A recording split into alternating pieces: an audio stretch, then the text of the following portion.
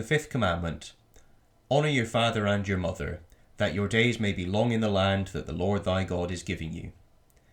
The interesting thing about this is that it clearly links back to the prior commandments, especially the first, in which God frees the Israelites from the oppression of Pharaoh, and particularly to the fourth, which we've just covered, which is that in order to sustain a society in which you have the freedom in order to conduct yourself ethically, in order to have healthy relationships with society and people around you, you need to have time in order to do that. So you have the Sabbath. Most principally, of course, to also engage in worship of God. So the important thing here is that it also maps onto the way that parents conduct themselves, or the traditions that are handed down. So the key insight that Prager again makes is that if you're going to have a stable society over time, you need to comprehend and understand the practices that have been handed down to you, and then also the consequences of what it would mean to dispense with them. So, something which would be a bit foolish to do would be to dispense with a system of morals or with a system when you don't really understand what it does. You don't actually know what you're getting rid of. You don't understand what it is, what the consequences are. So this is some of what's being alluded to in the commandment. Now, of course, when we come to the Marxist iteration of the commandment, we've got the inversion. So it's honour the real family, that is society. And by real family, we're meaning the materialist family. So this is also alluding to the dialectical, the now dialectically reformed Rousseauist iteration, which is the social contract. That's the new family, the political family, but a material family, which is all by choice and it's just opt-in. And so it's naturally against the biological family. We'll see why quite soon. And then this materialist family ultimately is society, and society, of course, makes allusions to socialism being the form of consciousness, and obviously we're now quite well versed in what that means. So, most directly, the family is central in the transmission of alienation in God and the religious teachings, so false morality. We're clear on this point. Marx states that once the earthly family is discovered to be the secret of the holy family, the former must then itself be destroyed in theory and in practice. So what's taking place here is a certain sequence of movements within Marx's philosophical transformation of Hegelian and Christian philosophy into materialism. So the idea is that there's a holy family, and the holy family, we could say you've got different iterations of holy families. You would have Adam and Eve, and then obviously Cain, Abel, and Seth. Another holy family might be, for example, Moses, and then his three children. And then most directly, once you get into the Christian tradition, the holy family would be Joseph, Mary, and then Christ. But of course, with Mary, it's God and Christ as well. So you've got this holy family. You can see this kind of the synthesis between the two, and then the creation of a new one. But when there's the holy family, when there's Christian understanding, when there's the transcendental or speculative idealist philosophies of someone like Hegel, you've got the holy family, which is taken as the true. Marx begins from the material world, so he's saying that the earthly family has been reflected upwards as the holy family. People have then become fixated upon the holy family and then destroyed the earthly family as part of that. So essentially that's the deceit which comes into it, whereas the truth is the earthly family, the one who has integrated the transcendental and everything that we've explored up to this point. So it's important to then explore what the consequences of the family are from a Marxist perspective. And there's a couple of quotes later from Engels, but we'll actually skip forward into the 1930s, 40s and 50s now, even up to the 60s, with some statements by Horkheimer. Horkheimer, of course, with Max Horkheimer with Theodor Adorno wrote The Dialectic of Enlightenment. Very important book if you're wanting to understand critical theory and a lot of the new developments which have come out, again, intension, extension, take the dialectic, apply it to new conceptions and categories of identity. So now you can have a Marxism which is dialectically united with race, which is dialectically united with sex, which is dialectically united with gender, which is dialectically united with age, which is dialectically united with species, and so on and so forth. So you've got all of these different aspects which can now be explored and have new dialectical traditions written for them. They all likewise need to be reflected into culture, reflected into the political consciousness. They need to have new utterances developed for them, new praxes so that new revolutionary action can take place, so on and so forth. But none of that can really take place and be implemented if you already have a moral system and framework in place. Or at least it can't do so easily. And the important thing here is to put the two in tension with one another. And right from the beginning, Marx and Engels were aware that the family was playing a critical role in sustaining this false form of reality in which religion is passed from generation to generation. Ultimately, that in the family, by honouring your parents, you're passing traditions down, so the conservatism of the past. So Horkheimer states, the family has a special place among the relationships which through conscious and unconscious mechanisms influence the psychic character of the vast majority of men. The growing child experiences the influence of reality according as the latter is reflected in the mirror of the family circle. The child's self-will is to be broken, and the innate desire for the free development of his drives and potentialities is to be replaced by an internalized compulsion towards the unconditional fulfillment of duty. So here what we're stating is that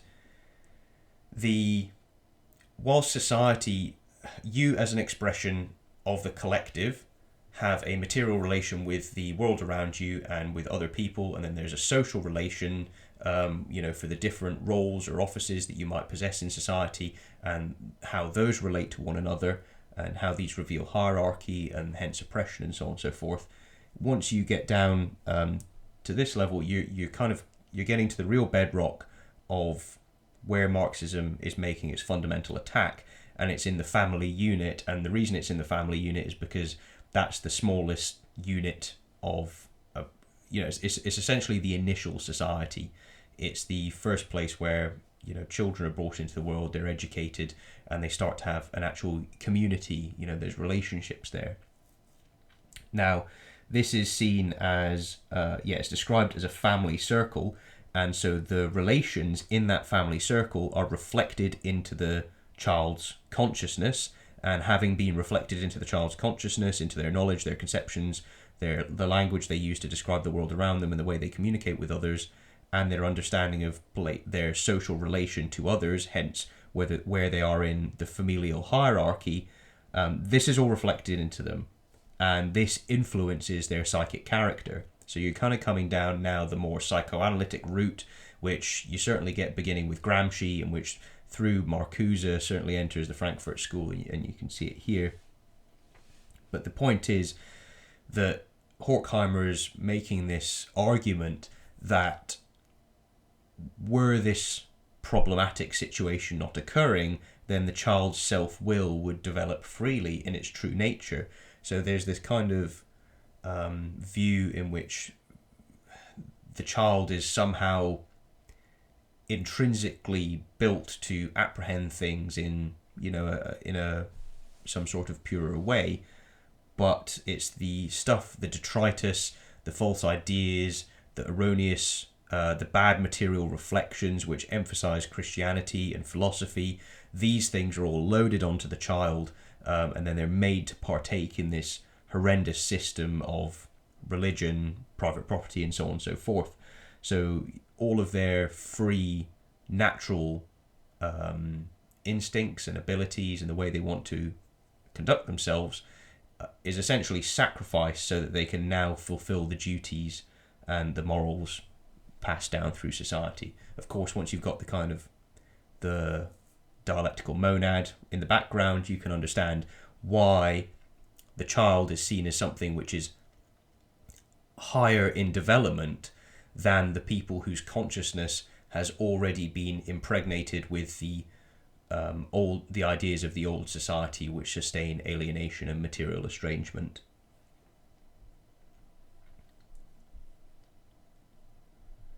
Horkheimer goes on to say that the despair of women and children, the deprivation of any happiness in life, the material and psychic exploitation consequent upon the economically based hegemony of the father have weighed mankind down. Okay, so in the family, the woman and the children both suffer. And the key thing is that, as has just been stated, the false understanding of reality, which induces people to conduct themselves with false praxis, is installed in the family.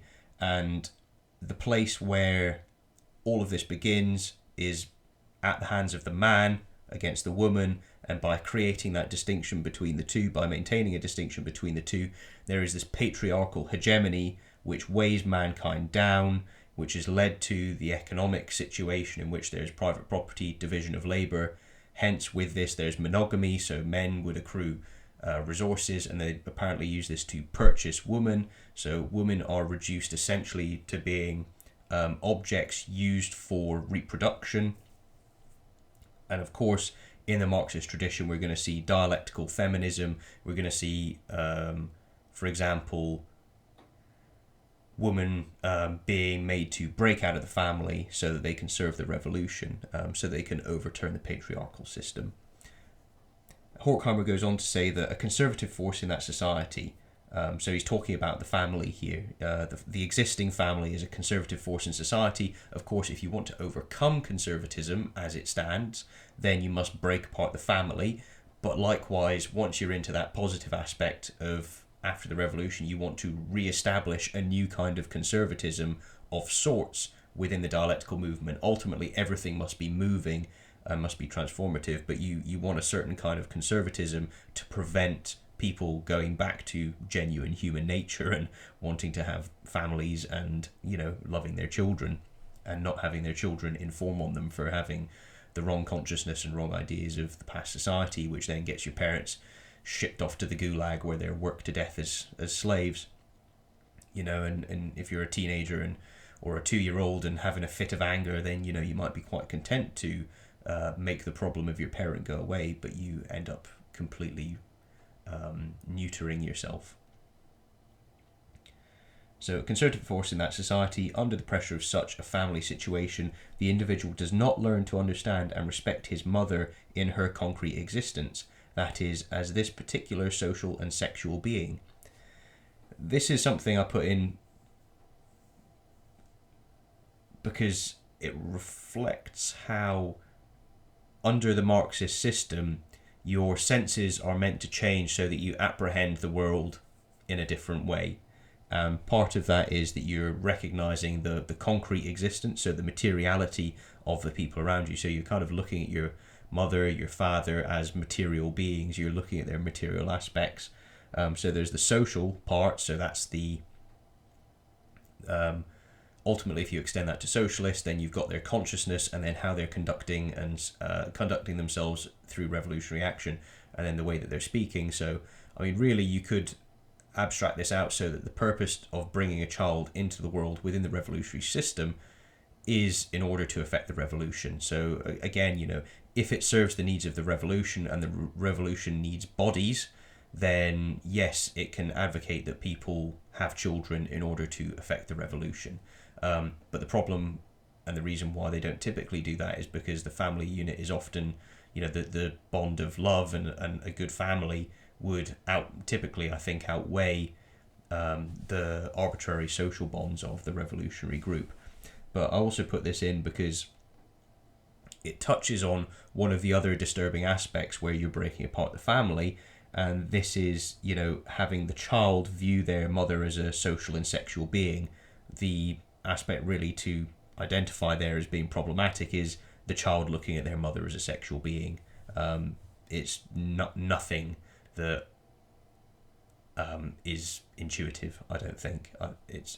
And if you look at the rest of the series I've done on queer theory, then in particular you'll see that the fascination of child sexuality is endemic within the leftist tradition, whether it's Marcuse, Foucault, people like Gail Rubin, Judith Butler, Robin Dembroff.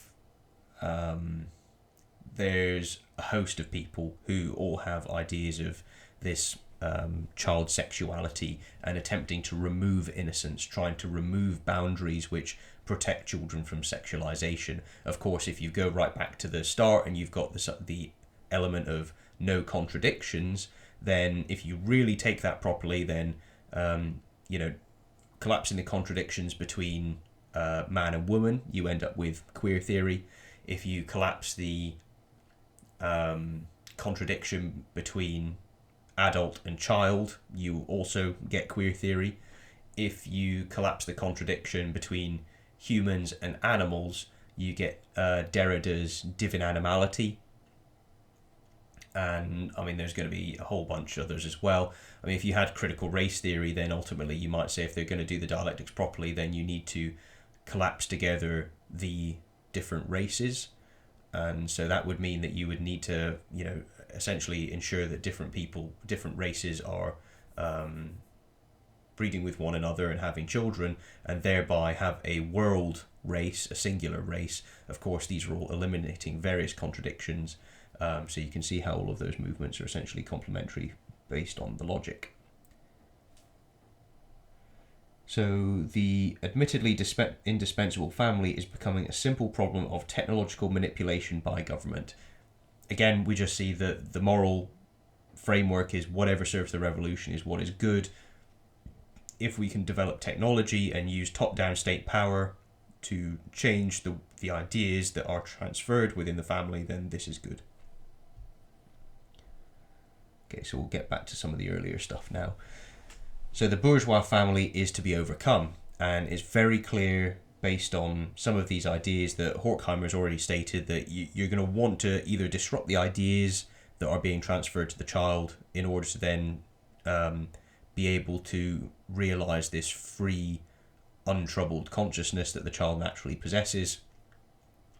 You can also see how you want to disrupt the relation between man and woman in order that you can then break apart the family, and that's ultimately so that the child is a member of society first, and the family is just a material condition, a material happenstance that they're born into, but it's not primary.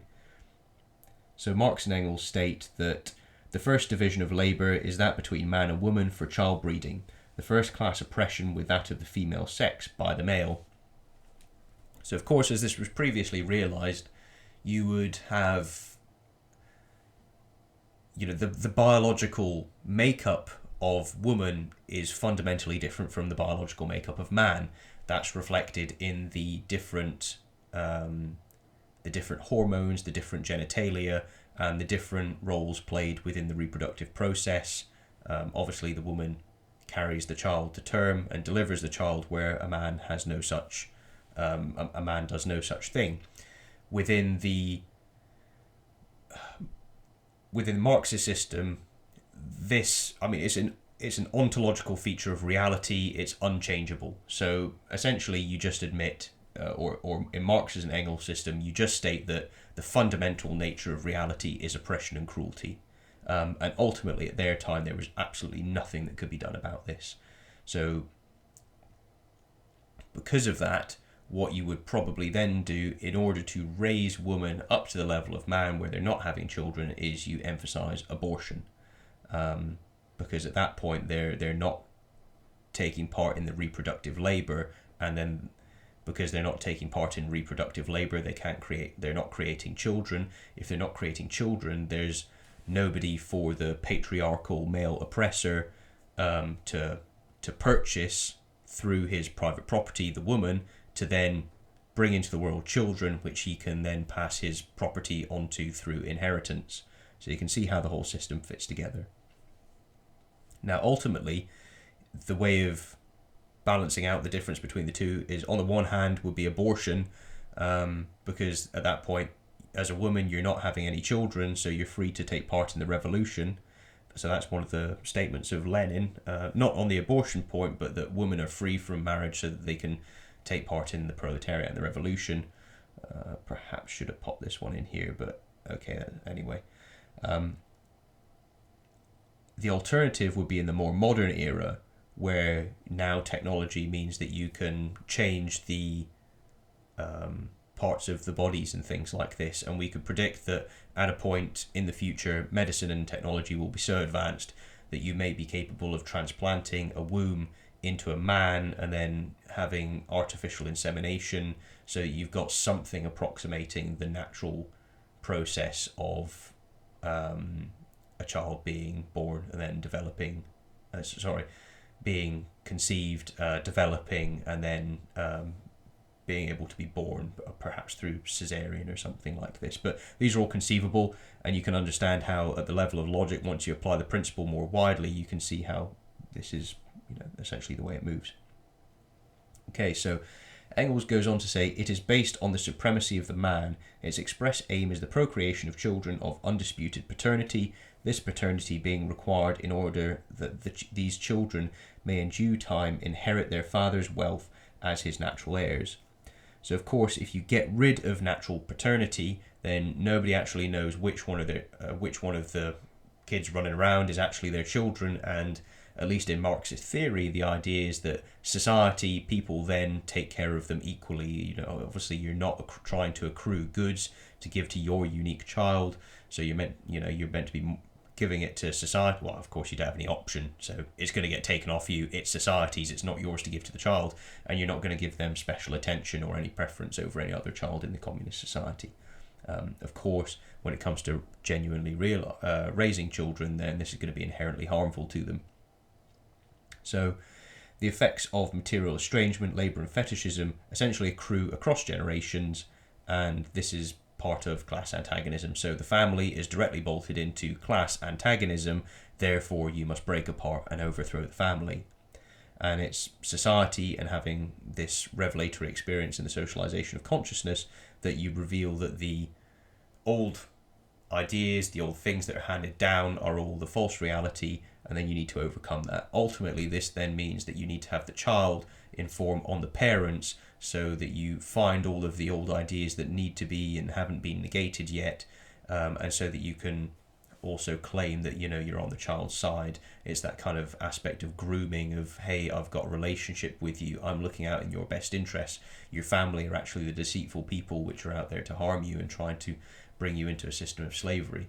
Whereas the truth of the matter is that the Marxists are actually the people who are harmful to the child, and destroying the family is immensely damaging. So Marx and Engels state that the supersession of individual economy is inseparable from the supersession of the family is self-evident. And all that is being stated there is that communism is directly tied to the destruction of the family. The two go hand in hand with one another. Once you have, for example, atheism and the destruction of the family, you've got two parts of the puzzle which are required in order to move forward into communism.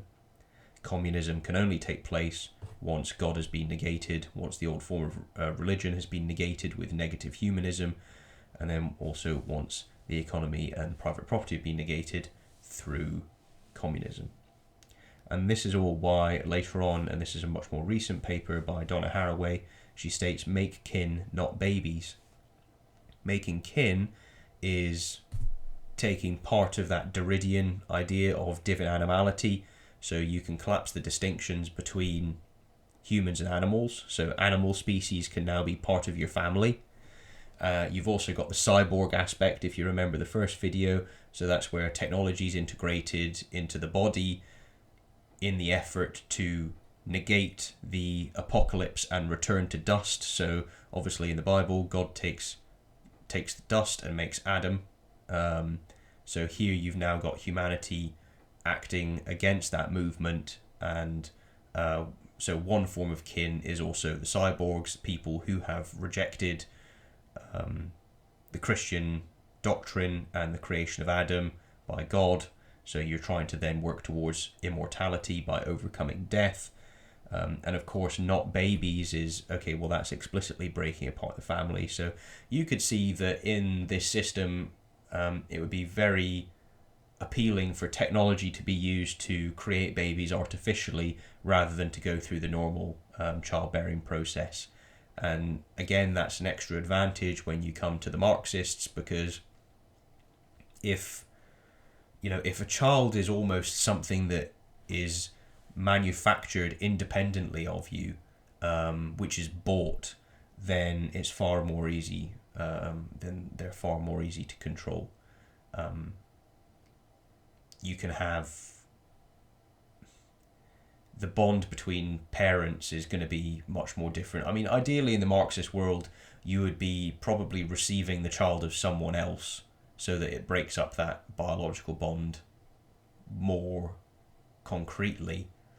And of course, in the inverted Marxist world, I'm just thinking about this a bit more broadly now, it would almost be more useful to say that no person is competent in having children, so you would have, you'd still need to have children, so mothers would have the child, and then the state would be, would probably prefer to take it off them, and then only if you exhibit the right consciousness and behaviour are you given a different child to your own, and that might even be preferably at a slightly older age, so that the informing and things like this can happen. This is just the way that they tend to think. I think that system would be completely consistent with it, because ultimately, remember, it's not to honour thy mother and thy father, it's to honour the real family that is society. And these are the works cited. Thanks once again.